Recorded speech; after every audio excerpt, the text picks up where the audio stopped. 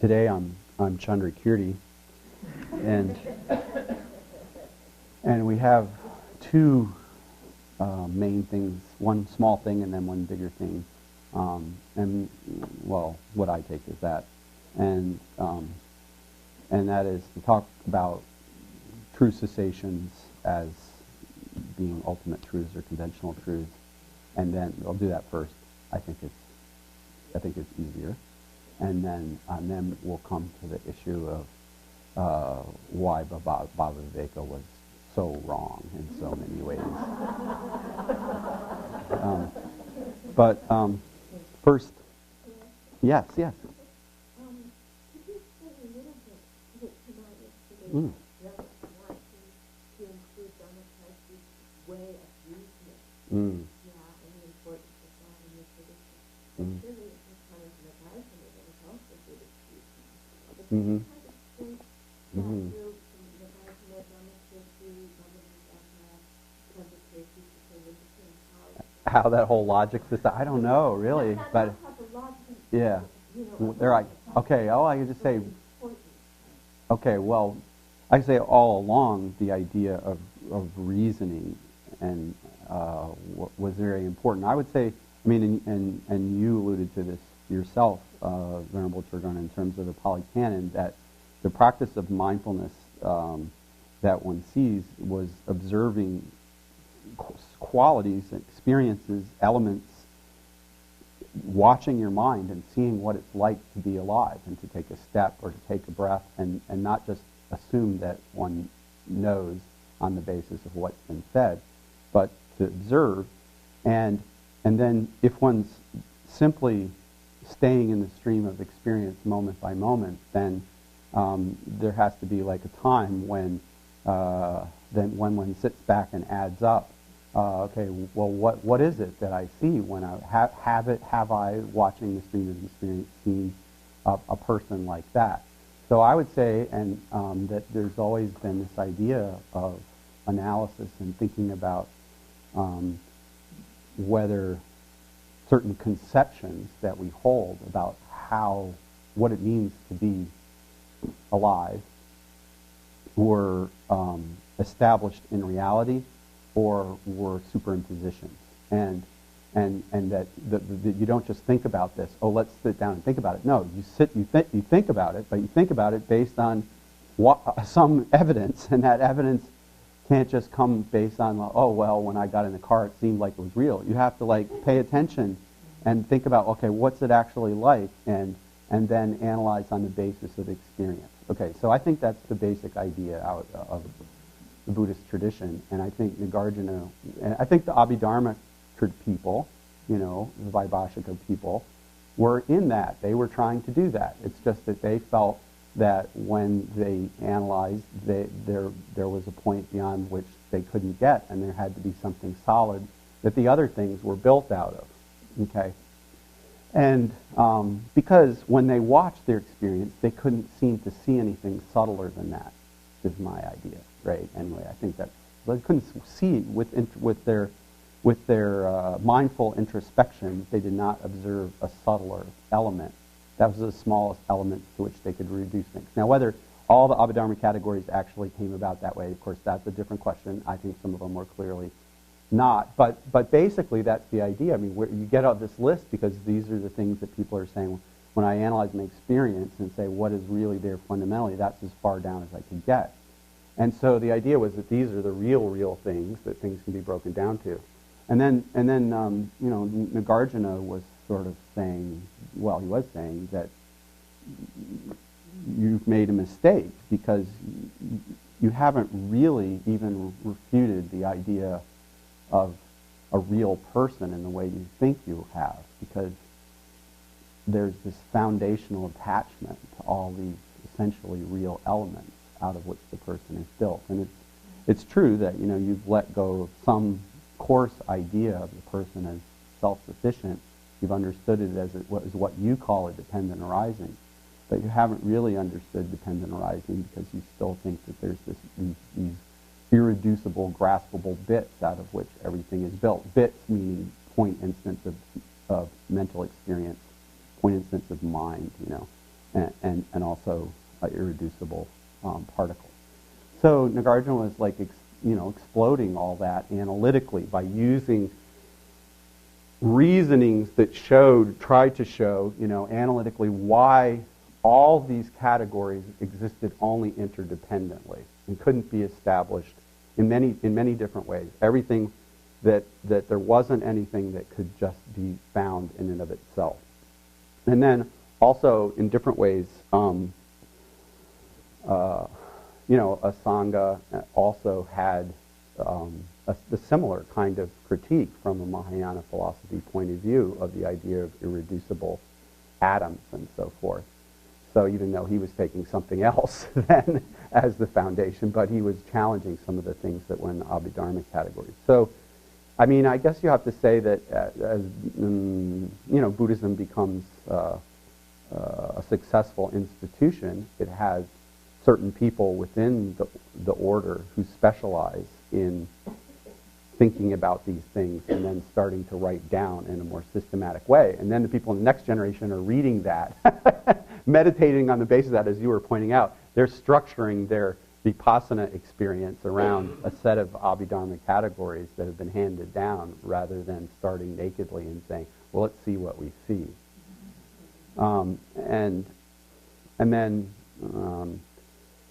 So at the time of Nagarjuna, I think you see this kind of like, well, there isn't any sort of systematic epistemology, or like say, what is a valid cognizer, what is a proper reason or a sign to prove this hasn't been formulated. And as it's being formulated in Jainism and Hinduism, then it's also being formulated in Buddhism, and that's with Dignaga, all right, who's in the century before Bhaviveka, and Dharmakirti then comments on Dignaga.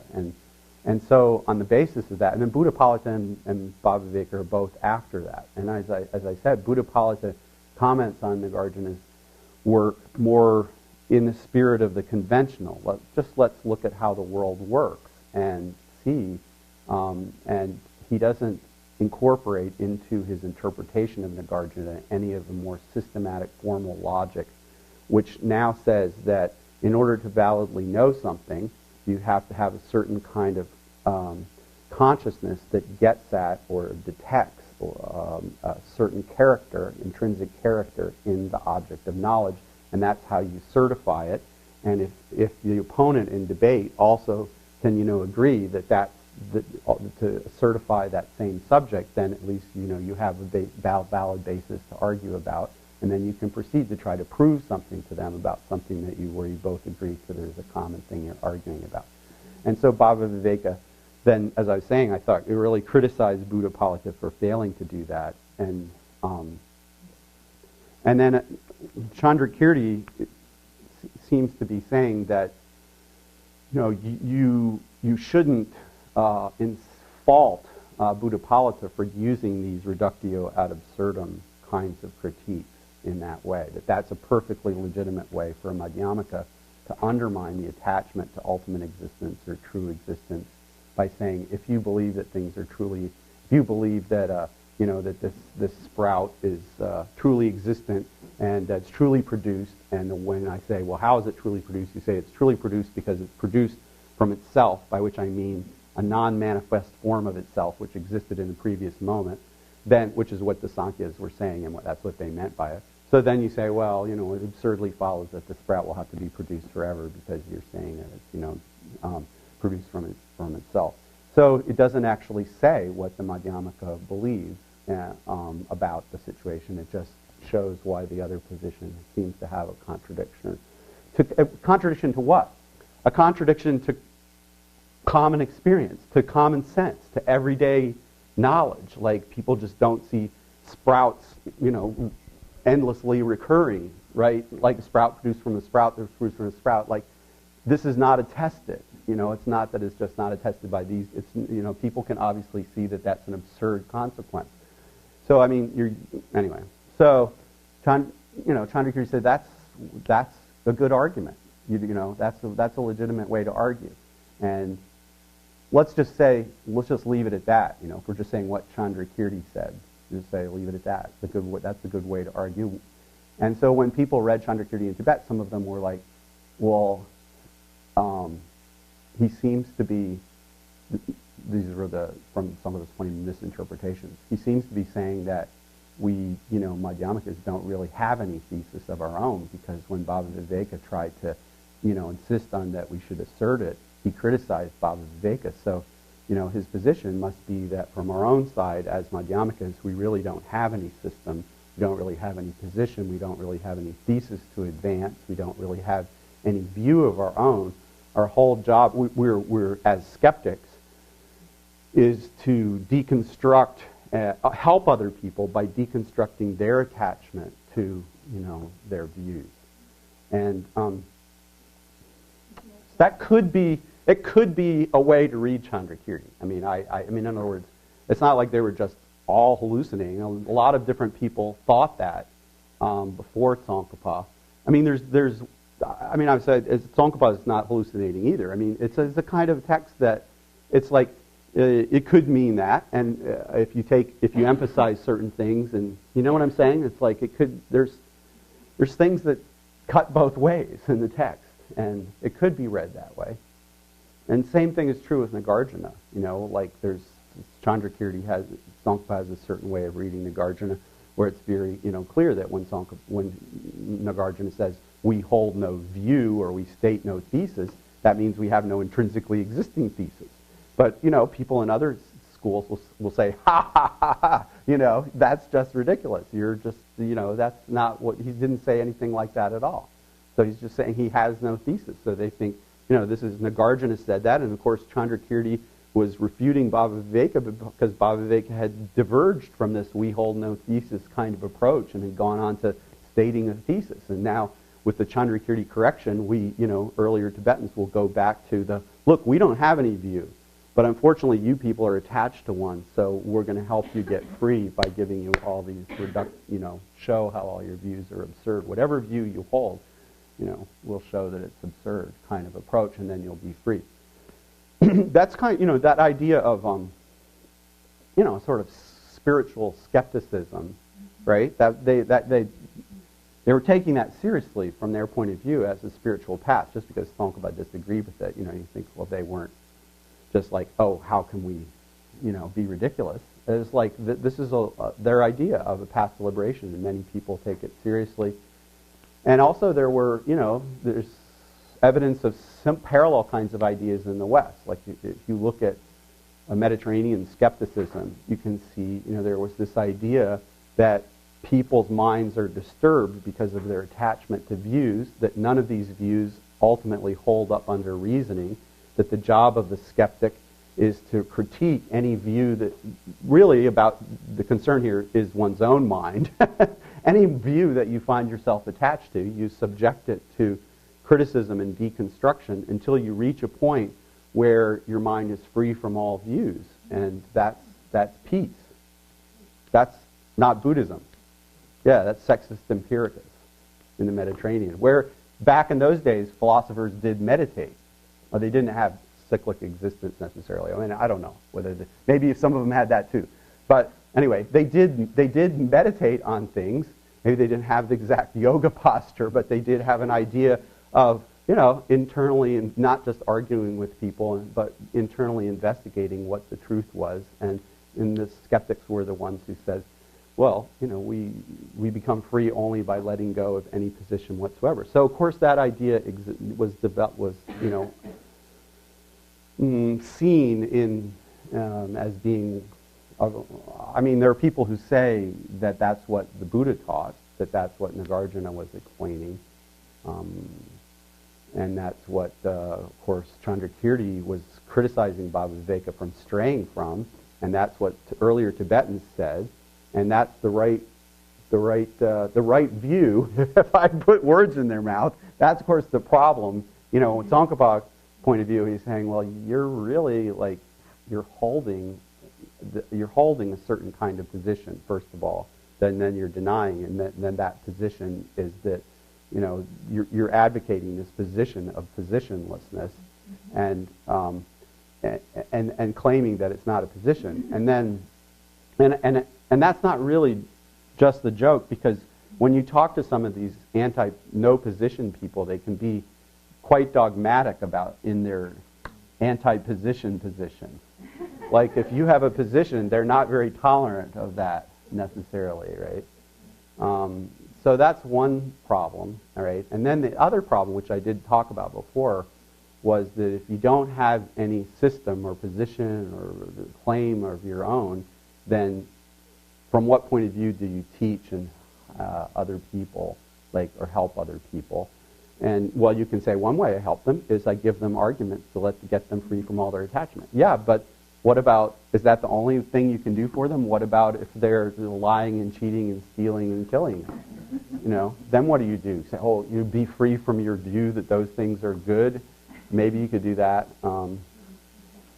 Or you could say, although ultimately there is no position that I have in which there's any right or wrong or skillful or unskillful about stealing or not stealing, nonetheless, because you are an idiot, I will deign to teach you a precept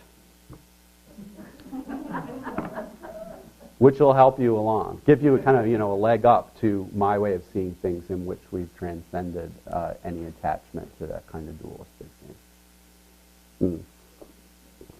Yes. A Mediterranean skeptic? Yeah. Yeah, Sextus Empiricus. Gosh, I don't know. You can look it up real quick. Sextus Empiricus. Sextus Empiricus, the Mediterranean. You can look. Yeah. Jay Garfield has an article about this too. Anyway. Okay, so then, of course, Tsongkhapa is refuting those people and saying that we can hold positions that we just don't hold intrinsically existent positions, and he is at length and at pains to show how he goes through all the different statements that are used to say there's no view, there's no position, there's no thesis, and he goes all through each of them and puts them in context and tries to explain why each of them doesn't mean what other people have said. Okay, which wasn't what I was planning to do today, so I didn't really prepare that. But there's a whole thing about that. He doesn't just leave it, oh, well, they're wrong. He goes through all the texts that they cite in Madhyamaka and interprets each one and tells you what he thinks it means. And then, of course, he also thinks that we do have a position, that we can state a thesis at Madhyamakas, and that thesis is things have no intrinsic nature. All phenomena are devoid of intrinsic nature, and that's our position. And that, we believe that dependent arising is a very powerful and adequate reason for that, if and only if you fully understand the meaning of dependent arising, which includes the sense that things are merely dependent imputations. Whereas, of course, if you don't fully understand the meaning of dependent arising, you may keep thinking, well, those two things seem contradictory, because, how does stuff work if it doesn't have some nature that allows it to function on its side? Okay, so then the question is, how does valid cognition, an ascertainment, an argument, and reasoning work in Tsongkhapa if he doesn't believe in any of the metaphysical foundations for the epistemology of Buddhist logic that came from India, like that there's some intrinsic character and so forth. Well, that's what I was going to try to get to today in some way. Okay, so, all right, so, on nirvana as,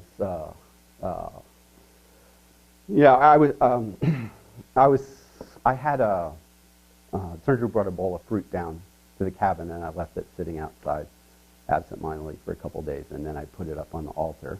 It had a banana in there, and after it sat on the altar for a couple days, I ate the banana. So the banana is completely and utterly gone from the cabin. There's not a trace. It's utterly non-existent in the cabin, that banana. Okay, and that banana is not coming back. It's rooted out. It has attained a true cessation as regard to, its continuum has reached an end. And so you know, given that we understand that the banana is like utterly non-existent, and it's utterly non-existent on the basis of the cabin where it was, would anyone even ask whether the banana is inherently existent in the cabin? Like, who would think that, okay, well, that could be some different topic of discussion, whether the banana is inherently existent? He's just told us the banana is not in the cabin, but we don't know whether it's inherently existent in the cabin or not. Who would think that, right? Who would even ask that question? It seems so strange, right? Well, that's what, you know, it's just simply not there. So if somebody like Panchen Sonamchakpa or Bhavaveka want to insist on talking about the absence of afflictions in the continuum of a person who's been enlightened, and the absence of any inherently existent afflictions in the continuum of a person who's been enlightened, just like the absence of the banana in my cabin and the absence of any inherently existent in the banana. They want to talk about the banana and the utter lack of banana and the utter lack of an inherently existent banana, and call those two different things and have two different names and say that they come to be at different times. It would seem strange, and I would just say, well, if that's the way you want to talk, I guess that's okay. But it seems clear that, like, as soon as the banana attains to utter non-existence, that it's hard to sort of separate that from it's also, in the same sense, in the same way, at the same time, utterly not inherently existing. Okay, you follow? If you understand that, if you think about the banana, instead of thinking about nirvana and enlightened people, just think about, like, okay, afflictions are like bananas.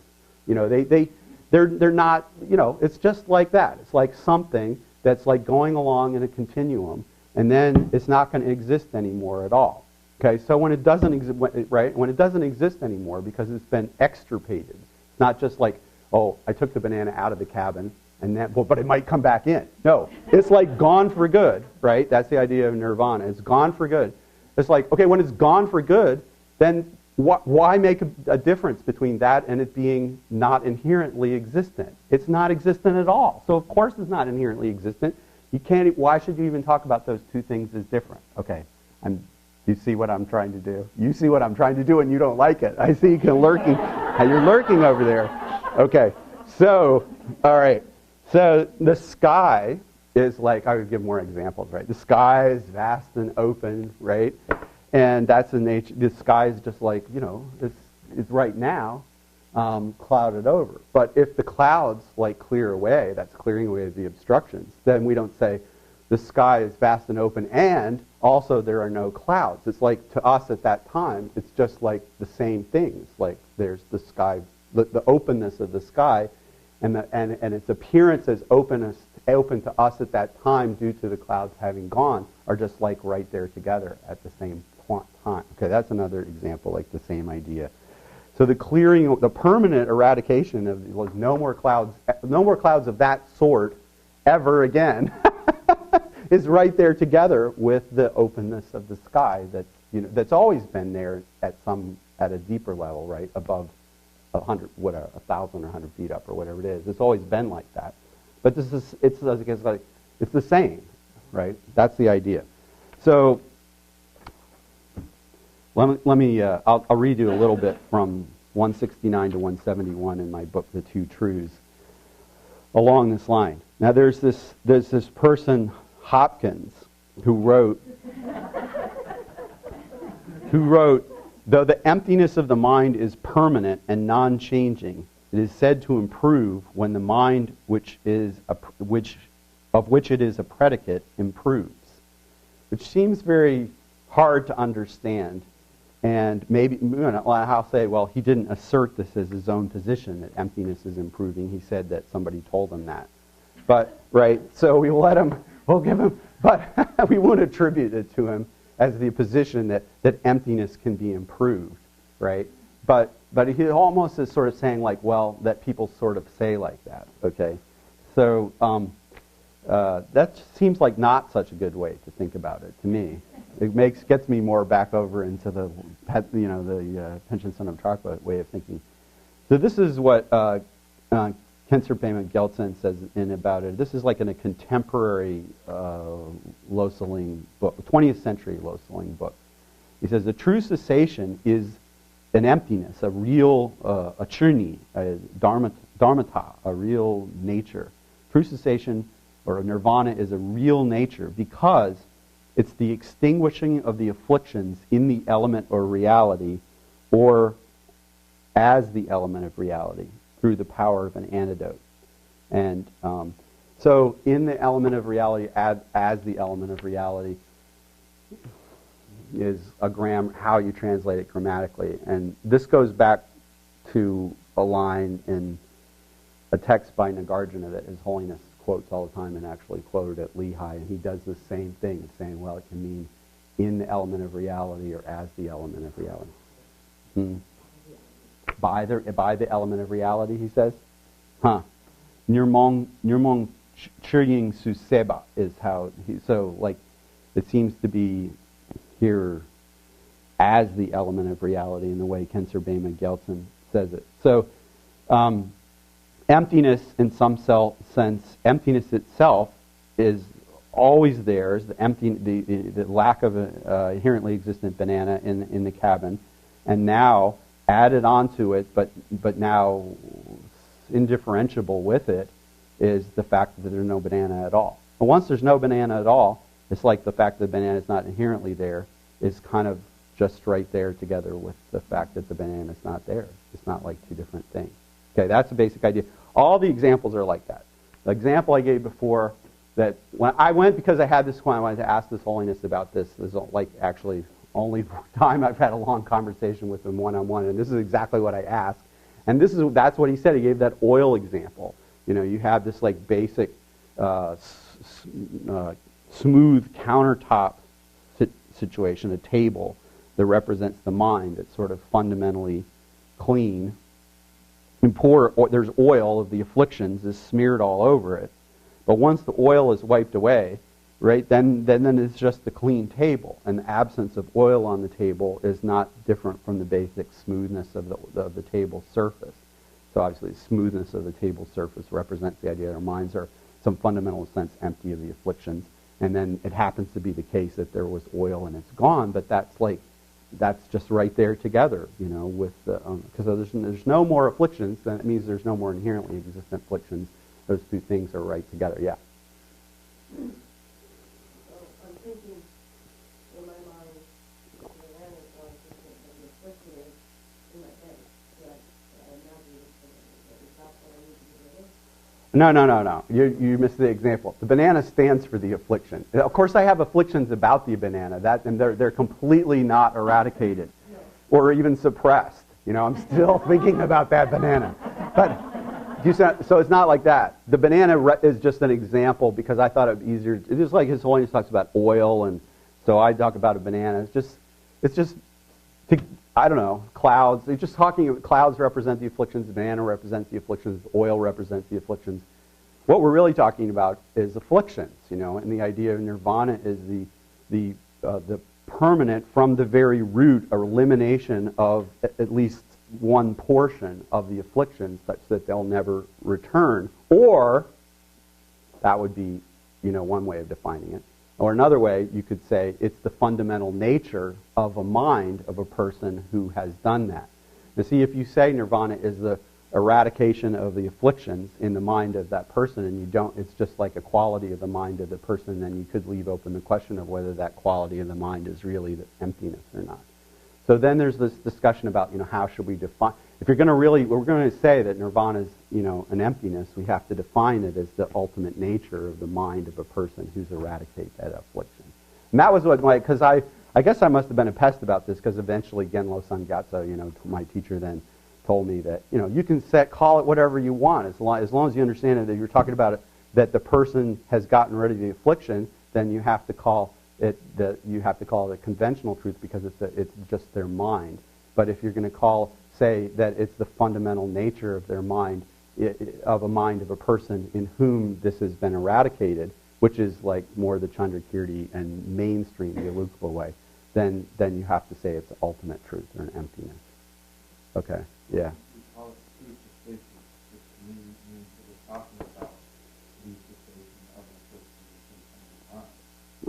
true. Call it something, to call it true cessation means puts it on in the kind of a conventional reality. Right. Well, as I say, I tried to explain to you. So this is what His Holiness said about it. The stuff with the oil. I got, I have other examples, but they all add up to exactly the same story. So yesterday I tried to give you the reasoned argument for one side. This is the way that you think about it from the other side. My feeling is, listening to this whole, is he really strongly believes that on the basis of reasoning, I haven't gotten into the scriptures. I mean, each side has its own text that it cites, but just based on the reasonings, I think he forcefully feels that the right interpretation is that nirvana is an ultimate truth. That it is the fundamental nature of the mind, and that when we speak about nirvana as a true cessation, among the Four Noble Truths, it's like this. It's like this. The kind of fundamental nature that's there with the mind of a person who's permanently eradicated some portion of the affliction. So that the banana example works. That's the best. That's the best thing. You think of it like the person has attained the elimination of the banana, then it's like, well, the absence of inherently existent banana in that one anyway in the cabin. That's an emptiness. That's an emptiness. But it's you could say, did I attain that emptiness? Is that what Hopkins means by an improved emptiness? Do you see what I'm saying? The emptiness is the same in the taste. It just tastes like absence of intrinsic nature, but the basis has been improved because now it's a mind that's, banana affliction free, or some, at least that one. Yeah. Yes.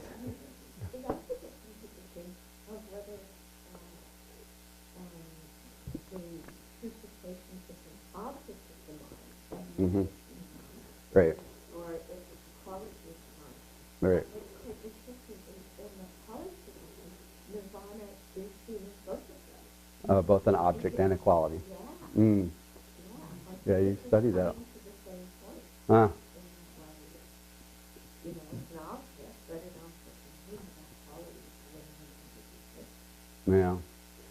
I think that Pension's going to talk about is like gets in this position where, because he really wants to go your route, and sort of separate these two, that he has to say like that, when we have this non-dualistic equipoise, where we're one-pointedly realizing the ultimate nature of reality, that kind of somehow that's not when you realize nirvana at that point. Did you think about this aspect of the problem?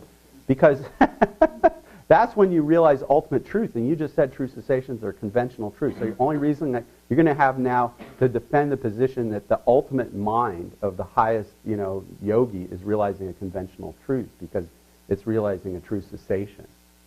And you just said a true cessation was a conventional truth. So Pension Chakra will say, well, it's just like right after that, the first moment, it's like you come, it's true, he's going to say, well, it's a conventional truth, and you realize that you have attained to this complete eradication of the extirpation, rooting out of that affliction in the instant after you arise from emptiness. But the problem with that position is that that's just when you realize you can say, oh, I attained nirvana. But that's different from saying, you know what I'm saying, oh, I attained nirvana is different from the actual damage to the afflictions, which is taking place in the moment of realizing emptiness.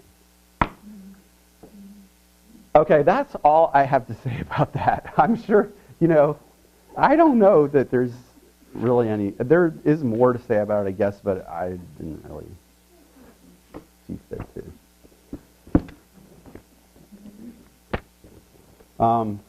So I'd rather talk about this other topic, that why Bhava Viveka is sometimes called Bhava Viveka is wrong, because he's wrong about Tsongkhapa being a Svatantrika, and he's wrong about me, Chandrakirti, being a nihilist. I think I in fact showed that I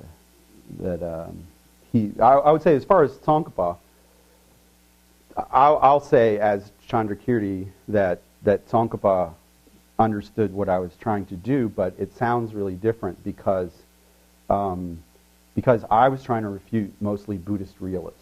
I was mostly concerned about refuting other Buddhists who had fallen to the extreme of realism. And so I framed my arguments, and just as Nagarjuna did, he was concerned about refuting Buddhist realists. I framed my arguments, I chose my language in a way that was skillfully adapted to like push back against the realistic extreme of certain philosophers, which of course also coincided with the innate tendency to reification, whereas Tsongkhapa, in rereading me centuries later, had a different teaching situation, and although, of course, he understood, he was in a situation where one of his big jobs was to refute people who in various ways, not all in the same way, but in various ways, had mostly been going to the extreme of nihilism in regard to conventional side. They might have different ideas about other things, but in terms of the conventional side, they were going to the extreme of nihilism. So the fact that he realized that I was right, Chandrakirti, right? He realized that I was right, even though I had the more radical view of emptiness, shows that he really did understand what I was talking about, and he understood that it is possible, it is the very essence of my system to be able to posit conventional phenomena, and that other people hadn't understood that and had gone astray. So that's what I would say as far as that.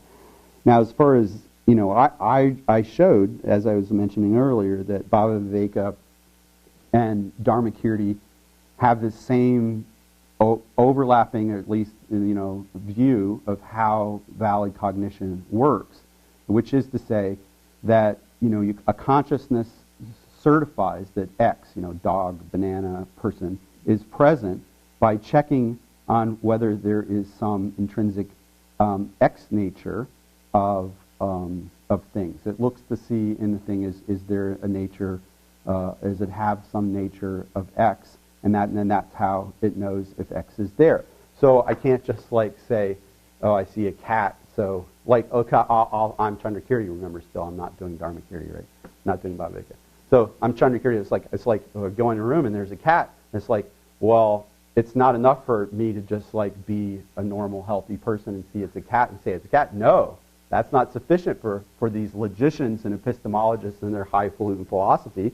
They can't just go along with worldly understanding. They have to say, well, let's check this cat to see if it has catitude. Does it have catosity? Does it have some catness whereby I could be sure that it's a cat and that we won't have any disagreement when we argue, about it, right? So it's not enough for it just to be a cat and people know that it's a cat. It has to have some other thing, extra and additional, right? You say that? Right? This is the way this guy thinks. I don't know why. So why?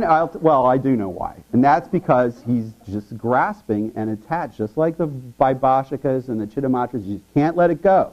It's got to find something. Got to find something. So, he says that when, he understands that when you search, there isn't anything findable. But then he's still got to have something that he's going to have there's an addition to us just seeing the cat and not having anything wrong with our eyes and ears and nose and mind, and recognizing that as a cat. Why wouldn't that be enough? So why it's redundant. It's a superimposition to add this kind of extra layer. Cups hold water without having to be analyzed to determine whether they have a water-holding nature. And if you look in my clear words, my Prasanapada, on a commentary on Madhyamakavatara, I make it very clear that it's precisely because cups, and I use this example of cups lack intrinsic nature, that they're able to hold honey, water, or soup, and in the same way that cloth protects us from the wind and the sun and the cold, not because it's of some intrinsic nature, but because it lacks that intrinsic nature. It's able to function in those ways, and and then they also have an example about a cart carrying all different kinds of things. And all these things function not in the absence of any kind of extra super added on intrinsic nature that allows them to do that. So it's a sort of I would say, a gratuitous superimposition that actually freezes the world and stops us from seeing things as they actually flow, as they actually interact with each other in all these intricate ways that cause things to appear moment by moment. We don't like, okay, so August, I hear, is when apples are picked here. So we don't need like a philosopher like Baba Viveka to come and analyze this for us and like help us understand that August has some apple picking nature. It's just like we just know that, right, based on our experience and our reflection on our experience. It's not like there's some extra thing that needs to be there apart from, like, okay, if somebody said, oh, everybody on the Abbey is on drugs and they're confused about the difference between August and January, then there would be a different matter. But it's not like that at all. They know what a cat and a hat is. They know cows from cups. They know January from August. Just they can, as far, it's true, that they have, that these things appear to have some intrinsic nature, but it doesn't prevent them from knowing in a practical, everyday way a cat from a hat, right? So I say that there are external objects. There are external objects. These external objects are the bases of imputation. There are bases of imputation. Well, there are bases of imputation including external objects. Of course, bases of imputation are not always external. There are bases of imputation, and that things have certain features or qualities or aspects conventionally. And we can talk about those and think about those, and that's like very important. That's critical to the path. And this, so it obviously matters. But none of these, nothing is established by way of its own nature or set up from its own side by way of its own nature, even conventionally. If we had something that existed by its own nature, then conventionally, even conventionally, it would have to be sort of set up from its own side or on its own power on its own on that side, and there wouldn't be any need for us to designate. And this is the argument that our representative, our local representative, was making yesterday when that other fellow was here, that it would be unnecessary for there to be any mental imputation. If it was already conventionally established from its own side as something, then there wouldn't be any need for us to be doing any designation or imputation from our side. It would already have, who cares? A business like course that doesn't ultimately exist. But conventionally, it would already be just objective. It would have its own essence of being what it is, and we wouldn't have to get involved, and everybody would, as long as they weren't thinking about emptiness, everybody would go around in the world, and everybody would agree about what everything was all the time, because they would all see the intrinsic character of each thing just shining out from its own side. So, so when my field rep, Venerable Thupten Chodron, was questioning Baba Viveka yesterday, Baba Viveka put forth that what he means by some conventionally existent, inherent existence thing that he's cooked up, what he means by that is the same thing as what we mean by a basis of imputation, or something that's an appropriate basis of imputation. And that seemed to be an argument that was working for him. But he's wrong, because what he really wants is to have a basis that's suitable.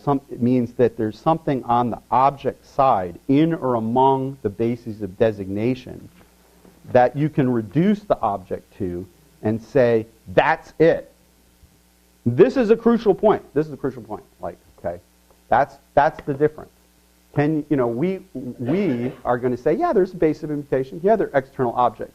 But there's nothing there on the object side that you can like go and point to and say, okay, that's it. Now, but Bhava Viveka sort of agrees with that at one level because he says when you ultimately analyze, you don't find any like graspable pot and cup and so forth. But he still insists, along with all of the other non-prasangikas, that there has to be something in or among the bases of designation that is the object designated. I don't know, you must have heard this before because you've had like other teachers explain this. But that's like the big, it's hard to understand, but that's the big point.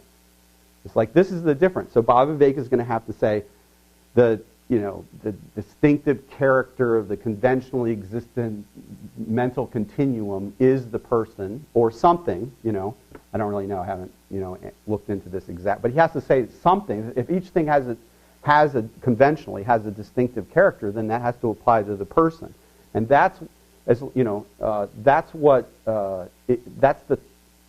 that's why it's appropriate from his point of view to make a base, to impute the person to the collection of aggregates, because there's something in there that conventionally has the character of being the person, and that we can point to and say, that's what the person is. So we don't think that there's anything in or among the basis of imputation that kind of essentially makes it from its own side the right place to do the imputing. Because it has this character that establishes, and then of course this doesn't answer all questions. I'm not saying it does, but I want you to understand that. That's on the, this is not establishing what I mean by conventional existence, but making sure you understand why he's wrong. All right, that there's nothing in or among the basis of imputation. So look, think back to what we did with the Chittamatra. And they're saying the person is conventionally existent. Right? They're not going to say that, not that the person is truly existent, but the person, it's appropriate to designate or impute the person because there is something among the bases of imputation that we can conventionally say that's the person. And what is that? That's the foundation consciousness, right? And that works as a person because it goes on from life to life and carries the seeds and so forth. So there's other things that you need other things. But within and among the things, there's the thing that to which you can say that's that, and point out and say that is the person. And we're going to say that there's somehow, for some reason, which I haven't explained yet, some reason you can justify imputing a cat to the cat spaces of imputation and a hat to the hat spaces of imputation without there being any intrinsic character of hatness, in addition to being a hat on the hat side that justifies that imputation. It's enough for it to be a hat. It doesn't have to have intrinsic hatness. Okay, I'll come back to that. But anyway.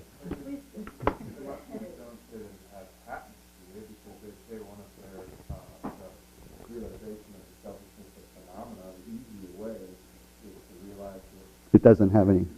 Right.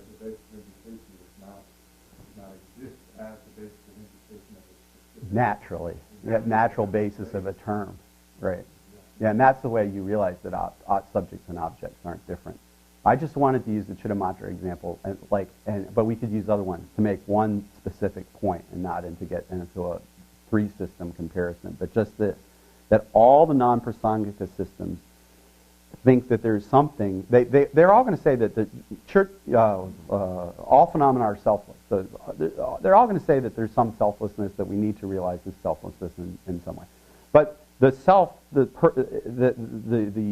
reification and the imputation of the self and in relation to the aggregates, there still has to be something in all the other systems that justifies that from the side of the aggregate. It's like that there's something among them that you can get a hold of and pin down and say, well, that makes that the right place.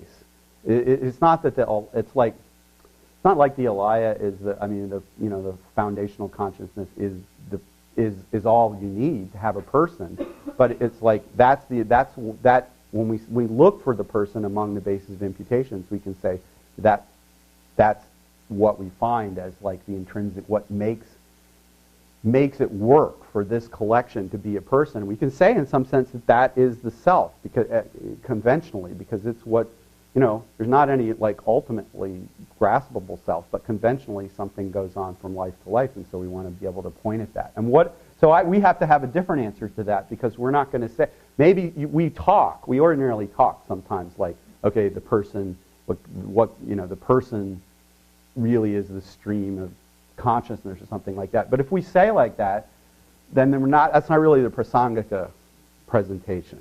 Okay, we're just kind of, it's okay, we're just being a little bit sloppy and we're just showing that our ideas are part of a much bigger Buddhist intellectual world, which is a sort of, and letting that slip in. So, so let me go on. So he thinks that there's this intrinsic character that's not going to be found under ultimate analysis, but it's out there on the side of the object. And he thinks that reducing things to what they really are, and that is finding what they are conventionally at some more core level, but still without doing ultimate analysis, that's what progress on the path requires. And I will say, with being omniscient, that's really what he thinks that would be his philosophy of science as well. That we know the difference between a horse and a cow because we don't just go by rumor or something. We get at the real essence of the horse as horse DNA or some other characteristic, and then we get at some real essence or character of the cow as the cow DNA, and we've gotten at something that's like the real distinctive character of things out there in the world, and that's how science progresses in Zambuling, in our world today, and that's like the similar kind of thing in terms of ethics and spiritual development and training of the mind, how the path progresses, because you have to get at some things that are out there conventionally and differentiate this from that. So he's going to argue, that's this idea of some intrinsic character in things to which allows you to differentiate, is what allows you to differentiate one thing from the other, right? And then make these distinctions which allow there to be progress. But to me, this is just he's still this idea that there's something to which that each thing can be reduced, and within its basis of designation, shows that his view, in a way, to me, it's all a continuation of Vaibhashika. That there's going to be, things are big and blown up, but at core there's something real on the object side, and it's not and we've become enlightened because we're no longer falsely attributing it as in a substantially existent person, but we've realized, there has to be something real on its side that allows us to know one thing from another, and if there weren't, then how would that work? Okay, so he's wrong also about that, and I think I might say that his mode, let me say that, because I can't, I won't want to presume to say, but his way is a little arrogant, and I think the fact that yesterday he called Buddhapalita a rube, was kind of setting me off a little bit in terms of letting him have it in my Prasanapada, and I may have to consider that this was a compassionate display that he was giving, for the benefit of people who wouldn't be able to appreciate my more profound view. And it's true that I'm trying to understand my more profound view. Some people have gone over the edge, into nihilism. And so maybe it's a good thing that there is, one step down from that and just having this little bit that exists only conventionally but is real on the object side that people can, have as the basis for practice until they're ready to realize the way things really are. Okay. So that's the way I feel about what he's doing. So this idea that there's something that there is in my system, he attributed to me yesterday this idea that because I say that things are mere imputation by thought, that I just think that things are mental confabulations that are just made up out of air or less, that out of nothing. But of course, as I said earlier, there is a basis of imputation. And he's wrong. Now I'm going to give you a little bit of what His Holiness says about this in this book, How to See Yourself as You Really Are. And I'll try to I'm going to read it, but I'm also going to comment on it and try to tell you why I think this is absolutely right. And His Holiness has figured out what I was saying. Page 196 to 197. really 196. And this is why Buddhist scriptures say that the, quote, I, unquote, and other phenomena exist only through the power of conceptual thought. Although the I is set up in dependence upon mind and body are not the I, nor is the I the mind and body, and there is nothing in the mind and nothing in the body, which are the bases upon which the I is set up, that is the I. That is, let me just say that again. There's nothing in the mind and nothing in the body, which is the basis of imputation. So there's a basis of imputation, and the person's being imputed in relation, but there's nothing in the mind, unlike these other systems, nothing in the mind, nothing in the body, or in their collection and so forth, that is the I.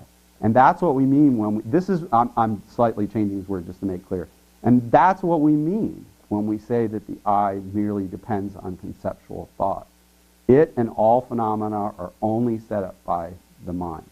So what does this mean? It doesn't mean that only set up by the mind doesn't mean only set up by the mind without any basis of imputation. It means only set up by the mind without any piece within the basis of imputation that you can point out as that's the I or that's the self. There's no even conventionally any findable thing among the bases of imputation to which you can say, okay, that's what it is. So how does the person exist if there's nothing in its basis of imputations, which is it? You know, we should worry about that. That's what I'm saying. If we aren't worried about that, then maybe we haven't really thought about it enough, because it should be worrisome. I think His Holiness is worried about it. You get the feeling that he spent a good time worrying about exactly this. So the I is something that's merely imputed by thought. When we say this, the only or the merely does not exclude, it doesn't exclude the idea that there's a dependence on the mind and body. It doesn't exclude that the body exists along with the mind as the basis of imputation. It simply precludes there being anything in or among the basis of designation that is the I. So what it then, the I is the merely nominally existent I. And that's what we say in Prasangika. We'll say that the person is imputed in relationship to or in dependence on the mind and body. But what is the person? Isn't the person something in there among those parts? No, the person is the merely existent person or the nominally existent I. It's that's it. And what is that? Well, that's something that's imputed in relationship to the mind and body. But when you go and look among the mind and body, it's not like you say, oh, that's the part that justifies. It's not like, oh, there's the DNA-like thing that Bhava Viveka was looking for that would just poof, make it set up from the own side that was the right place to say person and the wrong, not the right place to say, and you shouldn't be saying hat. You should, and you can tell that that's a person instead of a hat because there's something in there on the own side that makes it be that. All right. So you understand that so far? I think that's important because if you read that, you say, oh, what does that only mean? It's only is excluding the presence of that exact thing that Bhava Viveka is trying to add in. Okay.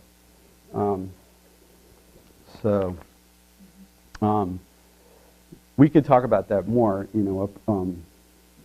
Since this mere I, there is a person then, a merely nominally existent person who exists merely conventionally, and so I can say, when I was 9 years old, it's not I'm as long as I'm understanding, which of course it's not forcefully appearing to our mind that way, but it's one could have an understanding of that as just talking about the nominally existent I.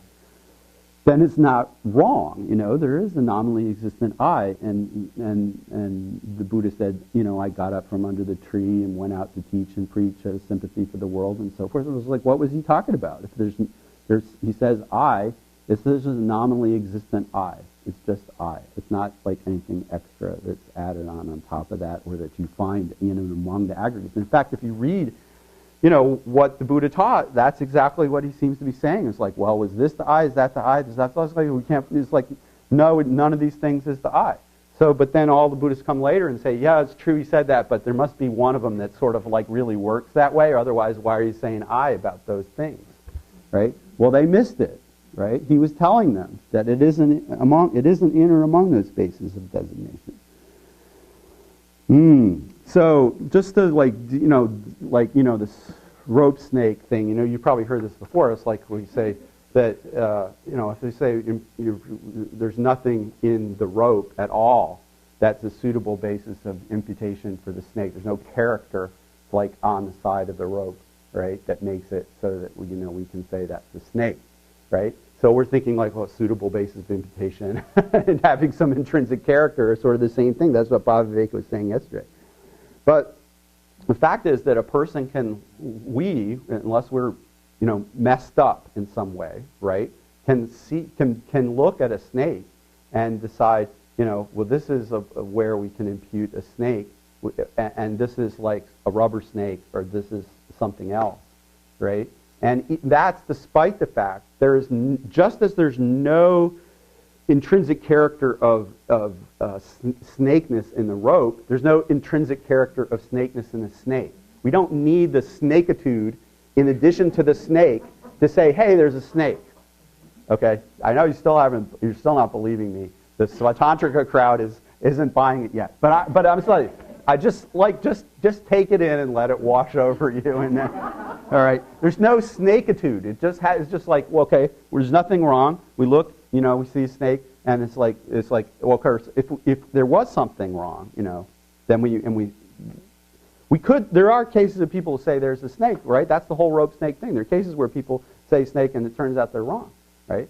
But they have something that's messing up. They're preventing their senses from working properly, right? So that doesn't count when there's nothing. It's like, of course that's going to be refuted. Everybody will be able to not have to do any profound meditation to realize that the rope is not a snake, right?